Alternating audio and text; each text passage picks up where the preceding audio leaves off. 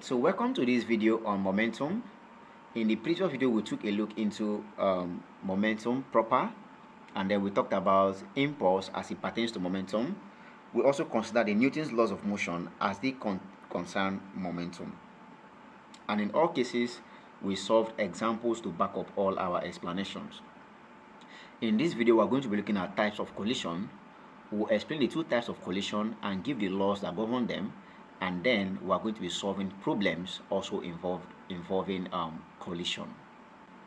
Now, just to be clear, collision can simply be defined as a process whereby two objects hit against themselves within a very short interval of time. So you're simply talking about impulse here, a large amount of force which hits against themselves at a short interval of time. Now, there are two types of collisions. We have the elastic collision and we have the inelastic collision. The elastic collision can also be called complete collision, whereas the inelastic collision can also be called incomplete collision. Now, let's define them individually. What is elastic collision? When the collision between two bodies occur in such a way that the kinetic energy before collision is the same as the kinetic energy after collision, then we say such collision is perfect. For instance, let's consider two objects of mass. Let's consider two balls. We have two balls. Call this ball A, moving in this direction with a speed. Call this U1 for initial speed. And then we have another ball B moving directly in the opposite direction with a speed. Call this U2. This is ball B. Now the mass of this object A, you call that M1, okay, and the mass of object 2, you call that M2. So this is before collision. I illustrated all of this in the previous class, so do well to look at the description of this video. You're going to find the link to watch the very first video on momentum. Now at collision you have these two objects, okay, you have these two objects colliding with one another. You have these two objects colliding with one another. So this is object A and this is object B. Alright, so this is simply at collision, whereas this is actually before collision. So this is before collision takes place. Now, it is said to be perfectly elastic collision when the kinetic energy of the two objects before collision equals the kinetic energy after collision. So what is then the kinetic energy before collision? Kinetic energy before collision, kinetic energy, called that Ke subscript 1, is going to be equal to the sum of the kinetic energy of the individual balls. So we have two balls here, A and B. So you simply have 1 all over 2 the mass of ball A, which is M1, times the initial speed of ball A, which is M1, all squared. Okay, so 1 over 2 M1 U1 squared. Now plus, but because ball B is moving in the opposite direction, as can be seen, the arrow is backwards.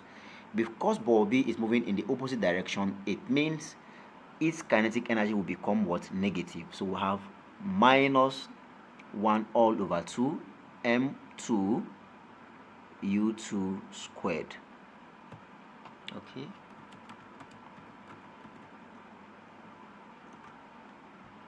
So minus 1 all over 2 M2 U2 squared.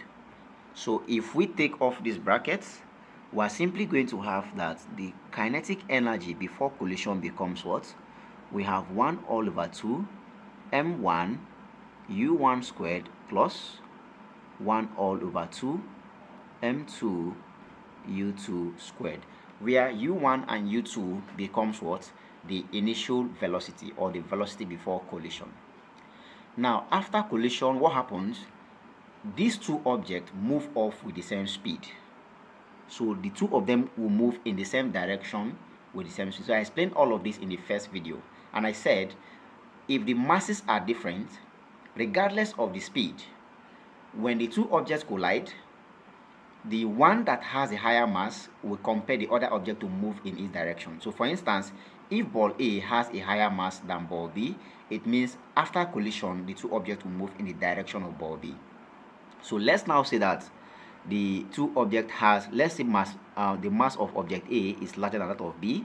So which means these two objects will move in the same direction with a common speed. That common speed, we simply call it V.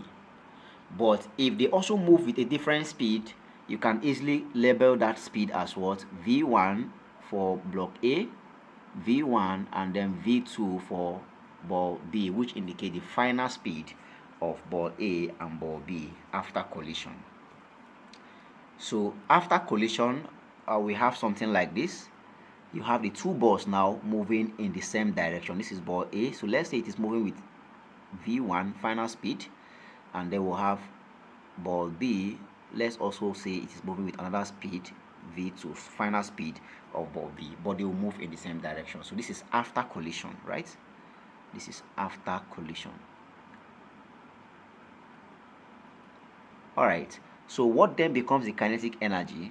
Kinetic energy, call that KE2. So you call that KE2, which is the final kinetic energy, or kinetic energy after collision becomes 1 all over 2. So we have M1 V1 squared plus 1 all over 2 M2 V2 squared. So notice that the mass still remains the same. Mass does not change. So M1 remains M1 and M2 remains M2. So the only thing that changed is the speed. Alright, and then you observe now that in this case we're not using a negative sign in this equation. Why? Simply because what? The two objects move together immediately after collision. So you always have this. After collision, the equation will always be positive, both for the law of conservation of energy and for these perfectly elastic laws of kinetic energy. Alright, so now we are simply saying that for it to be perfectly elastic, for the collision to be perfectly elastic, it means that the initial kinetic energy, KE1, it means that the initial kinetic energy or kinetic energy before collision must be equal to the kinetic energy after collision for the two objects to be perfectly elastic. The kinetic energy before collision must be what? Kinetic energy after collision. And the equation we obtained simply before collision 1 all over 2 M1 U1 squared, okay, M1 U1 squared plus 1 all over 2 M2 U2 squared, and this is going to be equal to 1 all over 2 M1 V1 squared plus 1 all over 2 M2 V2 squared. So this is the equation for a perfect or an elastic collision. Now, keeping in mind, I said something earlier that if the two objects moves off with the same speed after collision, so let's say a situation was given and then we are not given the final speed of ball A and we are also not given the final speed of ball B. In that case, it means the two balls move off with what? A common speed. In that situation, it means that we are going to be considering V1 to be equal to V2. So if the two balls move with the same speed after collision, okay, all right, so if after collision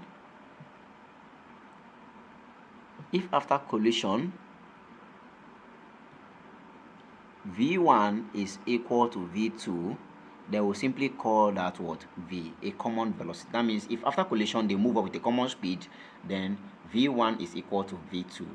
Therefore, the equation simply becomes what? We have 1 all over 2 M1 U1 squared plus 1 all over 2 M2 U2 squared. This is going to be equal to 1 all over 2 M1 V squared plus 1 all over 2 M2V squared. And you can easily M2V squared, please. M2V squared. You can easily factor 1 all over 2V squared out because it's common, and you're going to have 1 all over 2 okay, 1 over 2 into m1 plus m2 multiplied by v squared, right? So if you write this equation, even from the right hand side, you see that 1 over 2 is common, so you can easily factor out 1 over 2, and you will simply have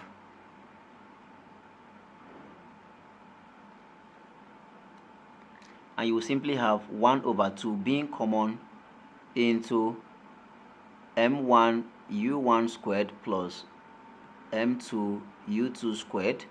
This is going to be equal to 1 over 2 common here into m1 plus m2 multiplied by v squared. So you see that 1 over 2 can easily what? Cancel. If that happens, the equation becomes, so you're left with simply m1 u1 squared plus m2 u2 squared, and this is equal to m1 plus m2 multiplied by v all squared. And this is also what? The equation or the law of conservation of energy. Okay, all right, so that is the equation that governs what? The perfectly elastic condition, okay, or perfectly elastic collision, which you can also call complete collision. All right, so for the case of inelastic collision, okay, for inelastic collision,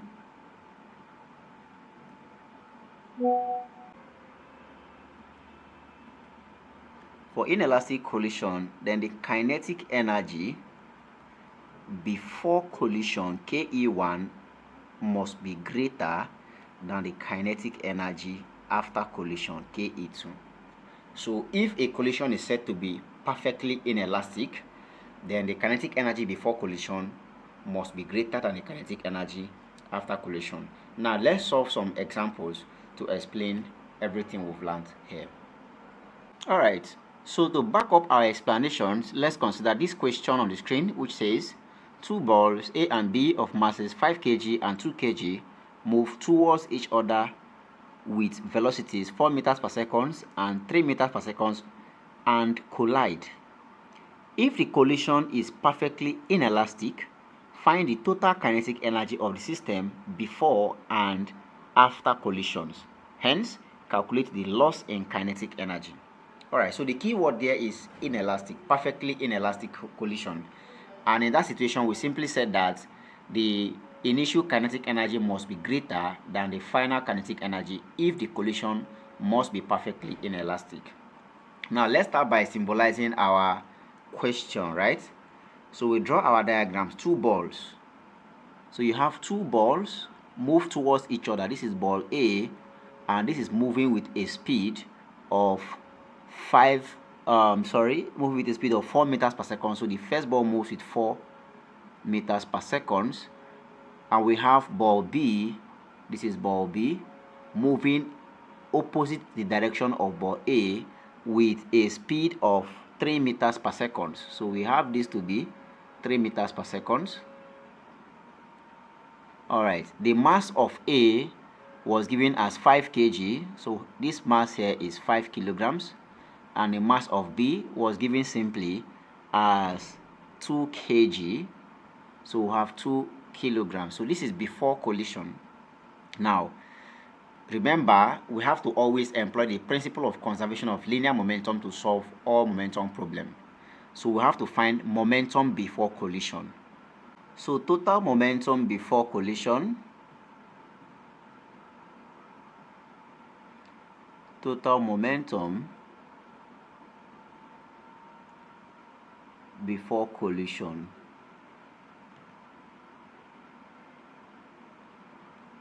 let's call that P1, and that is going to be equal to the sum of the momentum of the two balls.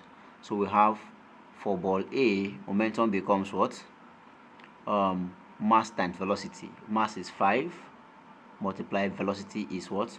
4, plus for ball B. Now, because ball B is moving in the opposite direction, you subtract, right? So minus mass is 2 kg, multiplied by velocity is 3. So this simply implies that the total momentum before collision becomes 5 times 4 is 20, minus 2 times 3 is 6, and this simply gives us what? 14 kilograms meter per second. So this is total momentum before collision. Now after collision, like I explained, the two balls will move off in a direction of the mass that is larger. So 5 kg is larger, so it means these two balls after impact will move in the direction of ball A, right? So we are going to be having something like this. For the diagram, you have something like this. Okay, so the new speed is unknown. Okay, so the new speed is unknown. Please keep that in mind. Since the speed was not indicated in the question, that means the diagram will take a different shape. So since they did not tell us the new or the final velocity after collision, it means the two objects move off together with the same velocity. So we have this to be what? Call this simply V. So this is ball A and this is ball B. So they move off with a common velocity, not forgetting their mass remains the same.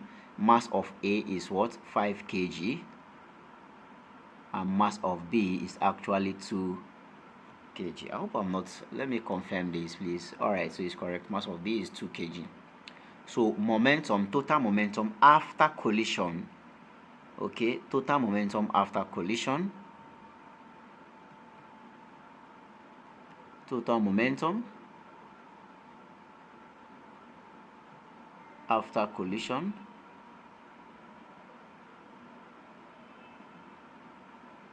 and this simply becomes P2. Once again, it is the sum of the individual momentum of the object. So momentum of A remains mass, which is 5, times the speed is common now, so simply call that V, plus mass of B is 2, also multiplied by what? V. So you observe that we've added and not subtracted simply because after collision the two objects moves in the same direction. So this is more or less saying 5 plus 2 multiplied by V, which we explained earlier. Okay, so 5V plus 2V simply gives us 7V. So this is the total momentum after collision. Now from the law of conservation of momentum, momentum before collision is equal to momentum after collision, right? So that means P1 is equal to P2, and P1 gave us here 14 kilogram meter per second, P2 is 7V, so we can simply find the final speed. Okay, therefore recall P1 is equal to P2. This is from conservation law. If that's the case, this simply implies that 14, which is P1, is equal to 7V. So this helps us to find what? The final speed with which the two objects moves off after collision. So we have 14 divided by 7, and this simply gives us 2 meters per second. So this means that the final velocity after impact is equal to what? 2 meters per second. This simply implies V equals 2 meters per second, and this is same thing as V1, which is also same thing as V2. Now if you fall back to the question says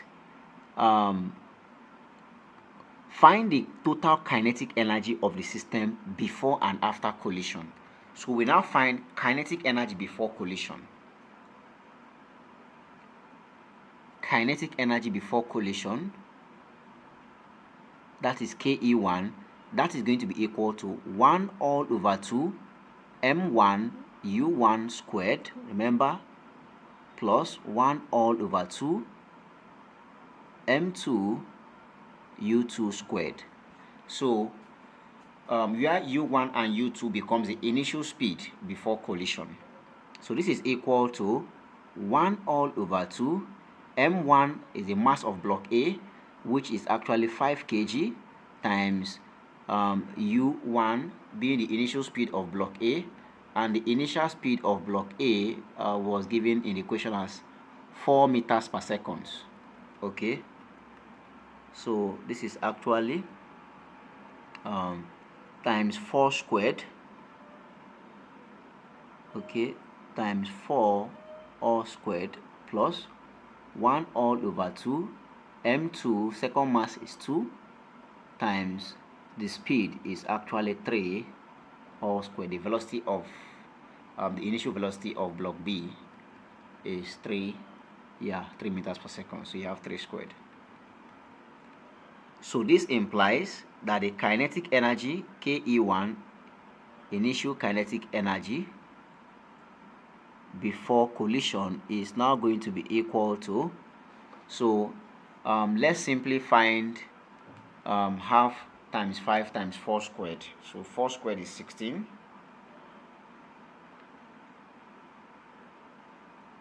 You have 16 times 5 times 0.5. That simply gives us 40. So I have 40 plus, then we find 1/2 times 2 times 3 squared, and that simply gives us 9. Yeah, that's 9. So we have 9. So this simply implies that the kinetic energy before collision is equal to 49 joules. So this is the total kinetic energy before collision. Now keep in mind, observe that we have not imputed what negative sign due to opposing direction. Please take note of this. When it comes to the kinetic energy, you don't consider the direction of movement. It is simply what kinetic energy, the energy consumed by each of these what block with respect to their mass and their velocity. So we don't pay attention to their direction. So keep that in mind. All right. Now, kinetic energy after collision. Kinetic energy after collision, we call that Ke2.